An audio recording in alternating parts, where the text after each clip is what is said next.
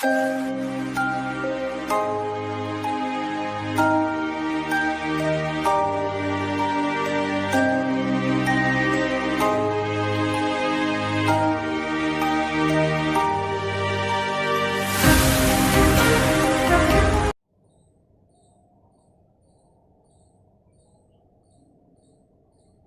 Morning students, my self Neha from SKJVM Sujangarh.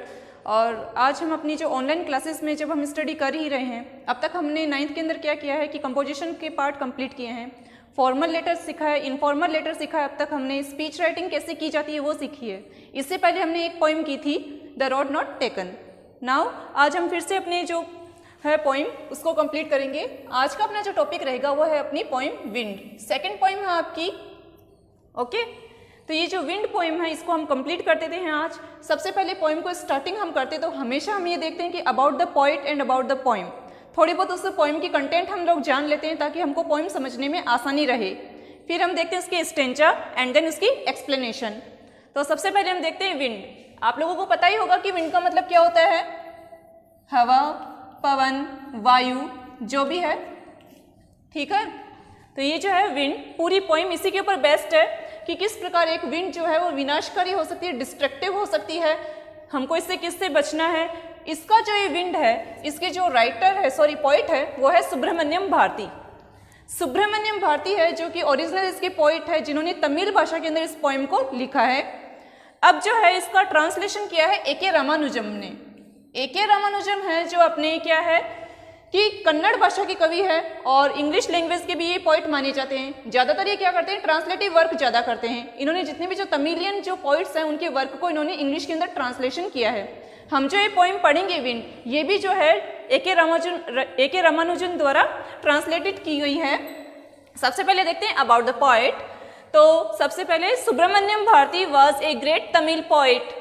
Subramaniam Bharati जो है वो महानतम तमिल भाषा के एक कवि माने जाते हैं।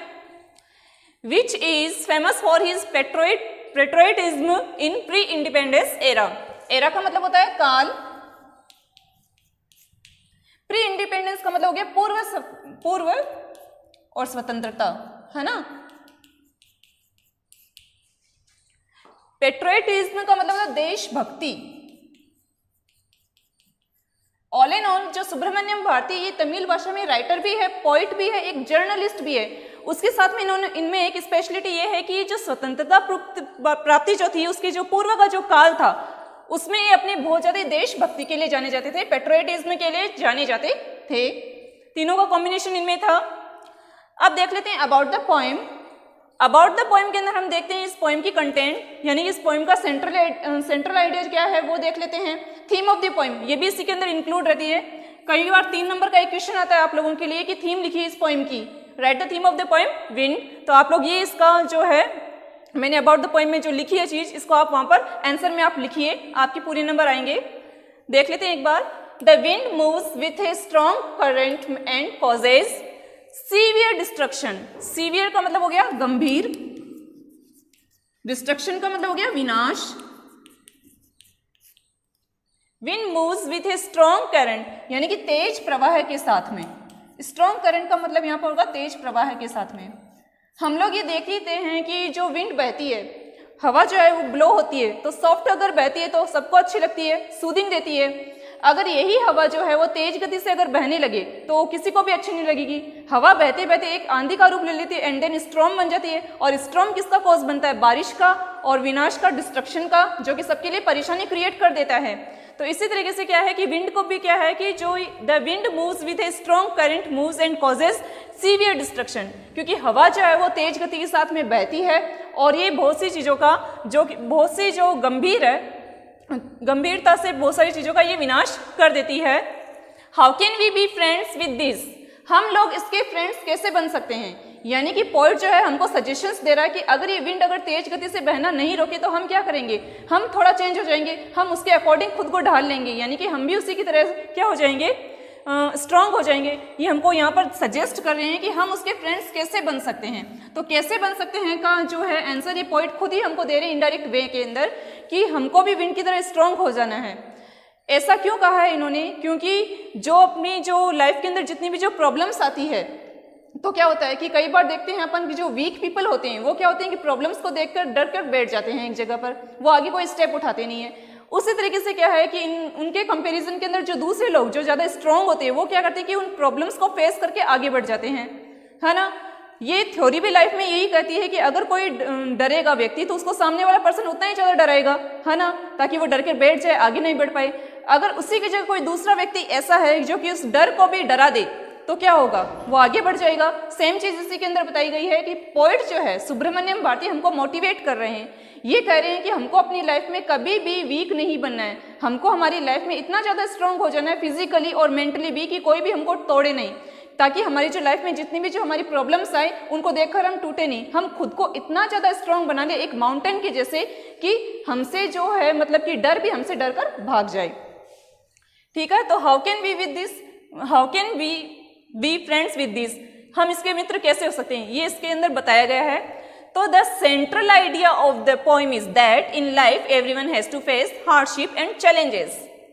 जो मेन जो आइडिया है, सेंट्रल जो आइडिया है इस पोएम का वो ये है कि हमारी लाइफ के अंदर यानी कि प्रत्येक व्यक्ति को अपनी लाइफ के अंदर कई बार जो है कठिनाइयों का और चुनौतियों का सामना करना पड़ता है, जो कि ऑब्वियस सी बात है, देखते ही हम। चैलेंजेस का मतलब हो गया चुनौतियां,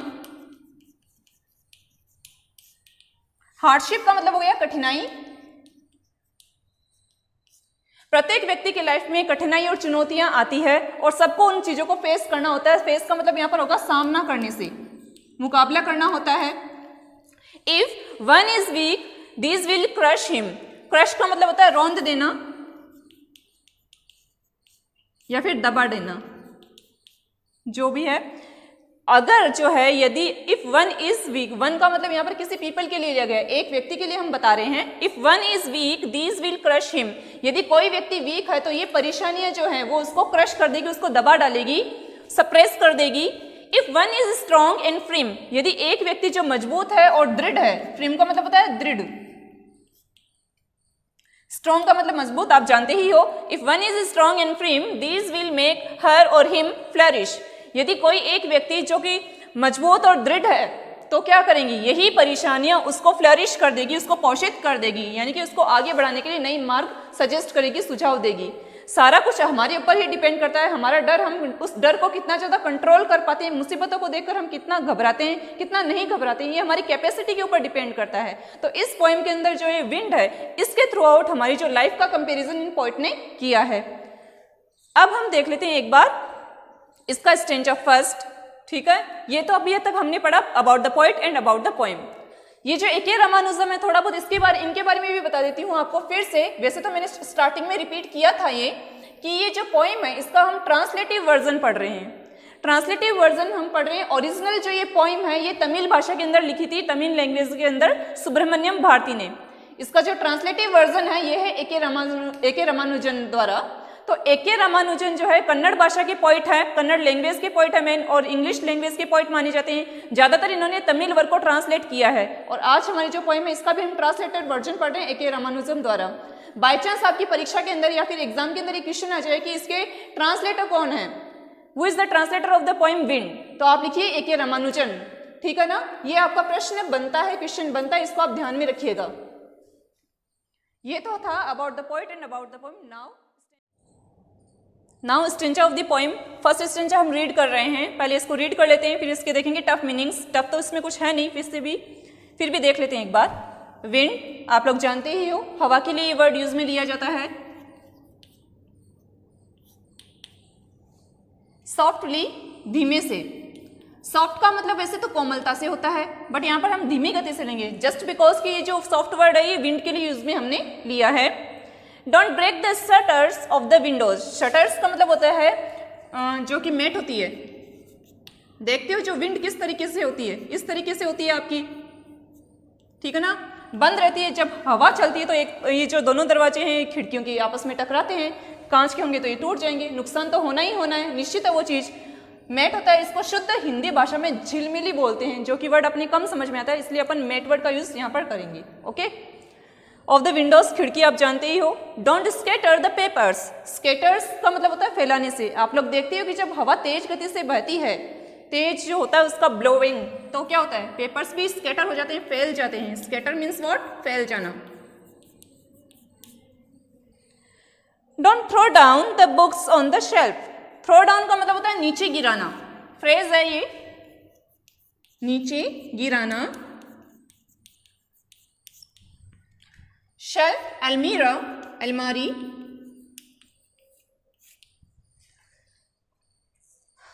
पॉइंट है, विंड को बोल रहे हैं डायरेक्टली कि विंड, हवा, कम सॉफ्टली, आप धीमे से आना। Don't break the shutters of the windows, आप इन खिड़कियों के दरवाजे मत तोड़ना, खिड़कियों की जो कांच है ये मत तोड़ो, या फिर मेट मत तोड़ो, झिलमिली मत तोड़ो, एक ही बात है। तो don't break the shutters of the window, खिड़कियों के दरवाजे मत तोड़ो। Don't scatter the papers, papers को मत फैलाओ, क्योंकि आप तेज गति से आते हो तो पेपर्स पूरे बिखर जाते हैं इधर उधर।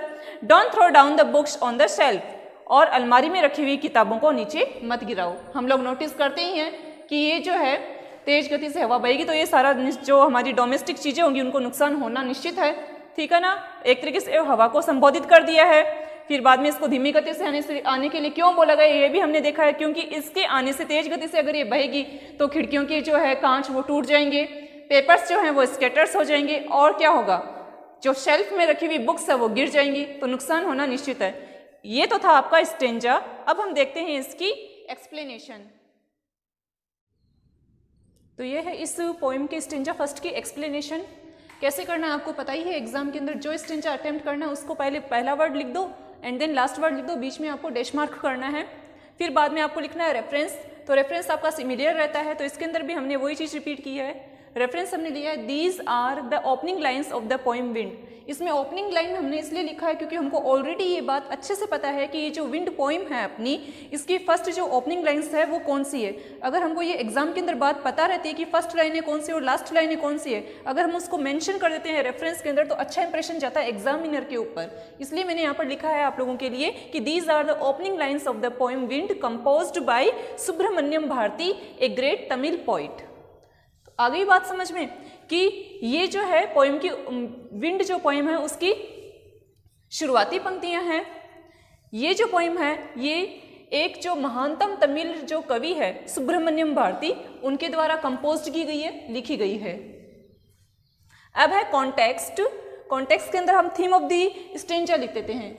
ये आप 2 लाइनों का भी लिख सकते हो, 3 लाइनों का भी लिख सकते हो, आपकी कैपेसिटी के ऊपर ये डिपेंड करता है। लेकिन ज़्यादातर केसेस में ये होता है कि 9 to 12 जो जितने भी स्टूडेंट्स होते हैं वो क्या करते हैं कि 1 या 1.5 लाइन के अंदर इसकी बात को कंप्लीट कर देते हैं।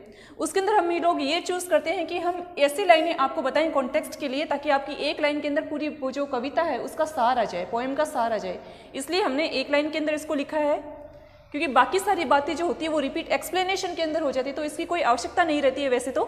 वैसे आप लिखते हो तो बहुत अच्छी बात है। तो कॉन्टेक्स्ट हम देख लेते हैं। इसके अंदर क्या है कि in these lines poet request the wind to blow softly so that no damage is done.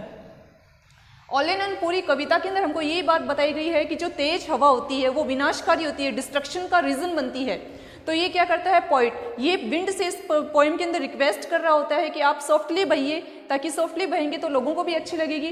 क्योंकि आप अगर तेज अगर बहते हो, ब्लो होते हो विंड, तो क्या होता है कि आप एक तरीके से कमजोर व्यक्तियों का मजाक बनाती हो। ये चीज़ उन्होंने बताई थी। तो इस पोएम के अंदर जो है पोइट ये कहना चाह रहे हैं कि in these lines poet request the wind to blow softly. Blow का मतलब होता है बहना, हवा क्या है, बहती है।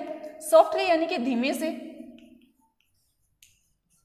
इन अ सूदिंग वे ऑल्सो, ठीक है ना, इसको आप बोल सकते हो।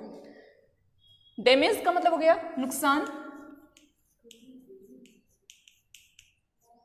इन पंक्तियों में जो पोइट है वो विंड से रिक्वेस्ट करता है कि आप सॉफ्टली बहिए, धीमे गति में बहिए, ताकि कोई भी नुकसान न हो आपके द्वारा। Now explanation. एक्सप्लेनेशन पहले रीड कर लेते हैं। जो भी टफ मीनिंग्स होंगे, टफ वर्ड्स होंगे, उनके मीनिंग्स मैं आपको बता देती हूँ। तो according to the poet the wind has thrown down the books which were on the shelf, torn the pages of them, brought the rain again and poked fun at weakling। ठीक है, तो यहाँ पर इतनी जो अपनी फर्स्ट लाइन है इसके अंदर देख लेते हैं। पहला वर्ड है अकॉर्डिंग। वैसे तो ये जनरल वर्ड है, कॉमन वर्ड है, सबको इसका मीनिंग पता ही होगा, बट फिर भी मैं बता देती हूँ। अकॉर्डिंग का मतलब होता है के अनुसार। Alright. To the poet the wind has thrown down. Thrown down का मतलब होता है गिरा दी है, गिरा डालना, ठीक है ना।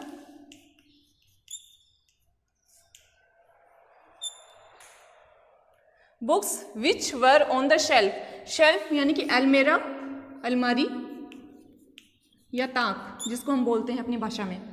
Torn the pages. टॉर्न का मतलब होता है फाड़ना, पेजेस यानी कि वही पन्ने। Brought the rain again. Brought यानी कि लाना। And poked fun at weaklings. Weakling का मतलब क्या होता है, कमजोर। फन का मतलब होता है मजाक, और पोक्ड का मतलब भी मजाक से ही होता है। बट यहाँ पर मैं एक चीज आप लोगों के लिए क्लियर करना चाहती हूँ कि सोशल लैंग्वेज के अंदर, सोशल मीडिया की लैंग्वेज के अंदर जो पोक्ड होता है इसका मतलब मजाक होता है और फन का मतलब भी मजाक होता है। अब बात आई ये कि आप लोग सोच रहे होंगे कि दीदी ने दोनों ही वर्ड का जब एक ही मीनिंग है तो दोनों ही वर्ड क्यों साथ साथ में लिखे। इसका रीजन ये है कि जो पोक्ड होता है इस वर्ड का मतलब भी मजाक उड़ाने से होता है, बट जब हम किसी को पॉइंट आउट करते हुए किसी का मजाक बनाते हैं तो इसलिए पोक्ड का यूज किया जाता है। यानी कि उंगली करते हुए या किसी चीज को आप इंस्ट्रक्ट करते हुए किसी चीज का फन करते हो, मजाक बनाते हो, तो उसके लिए पोक्ड वर्ड यूज में लिया जाता है। वीकलिंग यानी कि कमजोर। आइए देखते हैं इस लाइन का अर्थ एक बार। According to the poet the wind has thrown down the books which were on the shelf. Poet के अनुसार, कवि के अनुसार, हवा ने जो अलमारी में रखी हुई किताबें हैं उनको गिरा डाला है। Torn the pages of them. और उनमें जो पेजेस है, बुक्स के अंदर के जो जितने भी पेजेस है उनको फाड़ डाला है। ठीक है, क्यों? क्योंकि बुक्स जब अलमारी से गिरेगी तो कवर फटेंगे, फिर पन्ने इधर उधर हो जाएंगे, उसके फटे जाएंगे एक तरीके से। टॉर्न यानी कि torn the pages of them, और उनके पन्ने फाड़ दिए हैं उन्होंने। Bought the rain again. और इसने वापस से जो पुनः है बरसात को लेके आ गई है। तेज जब हवा बहती है तो एक तरीके से सॉफ्टली बहती है। सॉफ्टली इतनी नुकसानदायी नहीं होती है जितनी की तेज गति से बहने वाली हवा होती है। हम लोग ये चीज़ नोटिस करते हैं डेली लाइफ के अंदर कि जो भी तेज गति से हवा आएगी तो एक तरीके से थोड़ी तो पहले क्या होगी कि इधर उधर चीजें बिखेर डालेगी। कमजोर जो लोग होते हैं, जैसे यहाँ पर देखो एक लाइन लिखी हुई है ना कि पोक्ड फन एट वीकलिंग्स, तो यहाँ पर देखिए इस लाइन का मतलब ये हो गया कि जो कमजोर व्यक्ति होते हैं तो वो क्या होते हैं कि उनको वो एक तरीके से मजाक बनाती है। लाइफ के अंदर जो जितनी भी सिचुएशंस होती है, जो भी प्रॉब्लम्स आती है, उसका क्या रीज़न है कि अगर आप कमज़ोर हो तो वो आपको एक के बाद एक डराने आती ही रहेंगी। अगर आप लोग क्या करते हो कि उनसे डील कर लेते हो अच्छे से, तब क्या करते हो, आप एक मजबूत व्यक्ति कहलाए जाते हो। आप उस प्रॉब्लम्स को ही हटा देते हो अपनी लाइफ के अंदर से। और इसी तरीके से जो हवा है उसका कंपैरिजन लाइफ की प्रॉब्लम्स से किया गया है कि हम कितना उससे डरते हैं, कितना उससे हम डील करते हैं। अब यहाँ पर देखो ये चीज़ है कि आप देखिए कि लोगों के मकान सभी के इतने ज़्यादा पक्के नहीं होते हैं, सभी अपने जो फाइनेंशियली इतने ज़्यादा रिच होते नहीं हैं। कुछ लोग होते हैं जो इतने ज़्यादा पुअर होते हैं कि उनके जो घर हैं, उनके जो घरों की छतों के ऊपर टीन शेड्स लगे हुए होते हैं। अब जब हवा बहती है तो क्या होता है कि जो इतनी तेज गति से अगर हवा बहेगी तो उनके तो टीन शेड्स ही उड़ जाएंगे। आप लोगों ने ये चीज़ नोटिस की होगी कि जब तूफानकारी जो स्ट्रॉमी विंड्स चलती है तो क्या होता है कि पेड़ उखड़ जाते हैं, कोई लोगों के घरों के तो सामान भी इधर उधर हो जाते हैं। देखा ही होगा, नोटिस की होगी। तो ये चीज़ यहाँ पर बताइए कि ब्रॉट द रेन अगेन, और ये जो हवा है एक तरीके से बारिश पुनः लेके आ गई है। And poked fun at weaklings, और इसने कमजोर व्यक्तियों का मजाक बनाया है। आई बात ध्यान में? Now next line, he is aware of the destruction caused by a strongly blowing wind to his belongings. Now belonging word का मीनिंग होता है कि जो व्यक्तिगत सामान होता है उसके लिए ये वर्ड बोला जाता है। पर्सनल जो बिलोंगिंग्स होती है, जो कि घर के अंदर पड़ी ही रहती है अपनी। ब्लोइंग विंड यानी कि बहती हवा।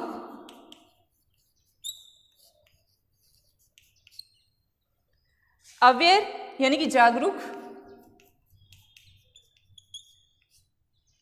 डिस्ट्रक्शन विनाश।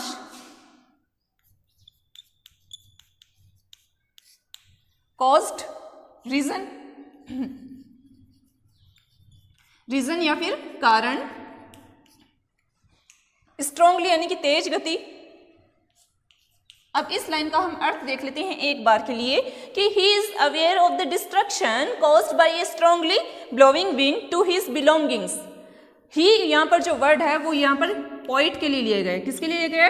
पोइट के लिए। आपको ध्यान में रहेगा कि पोइट जो है इस कविता के अंदर क्या होता है कि वो ऑलरेडी जो ये तेज गति से बहने वाली जो हवा है जो कि विनाशकारी होती है, जो कि ऑलरेडी उसकी घर की जो बिलोंगिंग्स होंगी, पर्सनल बिलोंगिंग्स, उसको नुकसान पहुंचाएगी, तो इन सब चीज़ों के बारे में वो ऑलरेडी अवेयर है, जागरूक है, यानी कि उसको ऑलरेडी ये बात पता है कि ये तेज गति से अगर विंड बही तो मेरी तो पर्सनल जो चीज़ें, व्यक्तिगत जो सामान है, उसको ये नुकसान पहुंचा कर ही छोड़ेगी। देयरफॉर मीन्स इसलिए, therefore he requests it not to cause damage to his window, shutters, papers and books। इसीलिए जो पोइट है वो रिक्वेस्ट कर रहे हैं, निवेदन कर रहे हैं, किससे? विंड से। इसलिए जो है पोइट वो इस विंड से रिक्वेस्ट कर रहे होते हैं कि आप जो है हमारी जो खिड़कियां हैं उनकी जो चिलबिली है, मैट है, पेपर्स है और बुक्स है, जितनी भी जो हमारी पर्सनल बिलोंगिंग्स है, ये खिड़की, shutters and papers and books, इनको आप नुकसान पहुंचाने का रीजन न बनो, ठीक है ना। तो इसलिए ये इसको रिक्वेस्ट कर दिया गया है। कॉज का मतलब हमने बताया था कारण, ठीक है। ज्यादा कुछ इस फर्स्ट स्ट्रेंजा में था नहीं, जो था वो ये था। अब आगे का जो स्ट्रेंजा आएगा उसके अंदर ये पॉइंट थोड़ी अहेड बढ़ेगी, तो उसकी थोड़ी जो थीम है वो भी चेंज हो जाएगी थोड़ी बहुत, ठीक है। ये देखिए आप लोग एक बार, आपकी टफ मीनिंग्स के वर्ड्स मैंने ऑलरेडी लिख ही दिए हैं। आई होप ये आपको पोइम समझ में आई होगी, ईजी है, ध्यान दीजिएगा, स्क्रीनशॉट लीजिएगा इसका। Thank you.